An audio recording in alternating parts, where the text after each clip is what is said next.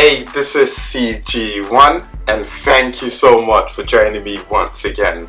I want to talk to you about dealing with success. And that's interesting because we don't tend to talk about it in the sense of when it happens. But all of our hard work and everything that we're doing on this journey of becoming more successful and achieving our aspirations will get us to a level where it's quite different from now.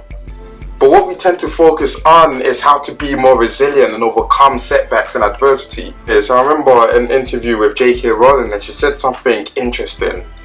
She said that the weight of expectation of after her first book became successful and there's people expecting more and more from her was so immense that at times she was hanging on a thread. And that's really interesting because she was just a children's author. And she faced so much success that in fact the weight of expectation nearly crushed her. But what's fascinating is that because she was prepared, because she had the right ingredients, she was able to not only produce one successful book or two successful books, but many successful books. And that's the sort of thing that we can learn, that if we're working so hard to become successful, when we do attain a level of success that take us beyond where we are now, it will take as much effort to keep that. And to kind of put things into context, see, J.K. Rowling was a single mom living on benefits, and after getting her first book published and publishing a few books after that, she moved from being a single mom living on benefits without a job to being the world's first billionaire author. That's immense. That's a big jump. And you see, that don't necessarily happen to everybody, but you have to understand that that's an immense jump. And that takes some getting used to. But you see, a lot of the setbacks and challenges that we go through also helps us in preparing for that success when we reach there. And one thing is for sure, is that everything that you're doing now will impact the life that you aspire to live. Because I remember one interesting thing that the famous English writer James Allen said, and he said that if you sow the right type of seeds, then you won't expect success. Common knowledge tells you it's just a matter of time. Because if you are, say, sowing some seeds in your garden, you are going to be preparing for the harvest time. There's a saying that says that your talent can take you into places and take you higher, but it's your character that determines how long.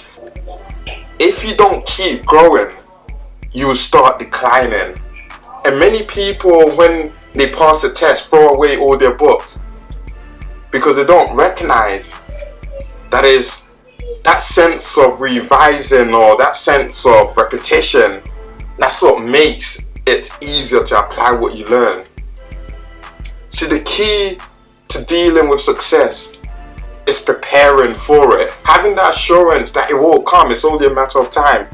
So you're prepared for it, you're doing the right things, you're taking the right steps. That's what it means. Because one interesting story, even J.K. Rowling, you see, so many a times she would write her books in a public cafe, and obviously there's lots of disturbance, but she was able to produce a lot from there. And one thing is that after all her success, her latter books, she recognized that, man, she doesn't need to go to a cafe.